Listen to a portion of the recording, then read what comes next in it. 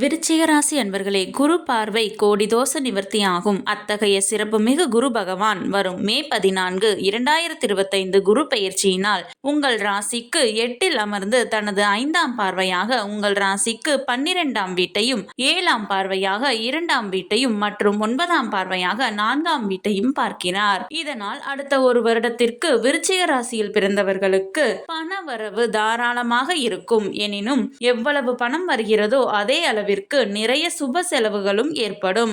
ஆகையால் வீடு, மனை, வண்டி, வாகனங்கள், சொத்து போன்றவை வாங்க சிறந்த நேரம் இது.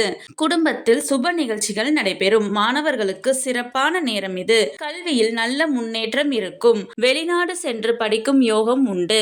விருச்சிக ராசியினர் வெளியூர் அல்லது வெளிநாடு செல்ல விரும்பினால் அதற்கான ஏற்ற காலம் இது. உங்களின் கனிவான பேச்சால் அனைவரின் கவனத்தையும் ஈர்ப்பீர்கள். கொடுத்த வாக்கை காப்பாற்றுவீர்கள். தாயினால் ஆதாயம் உண்டு. தாயின் உடல் நலம் சீராக இருக்கும். மறைமுக வருமானம் உண்டு.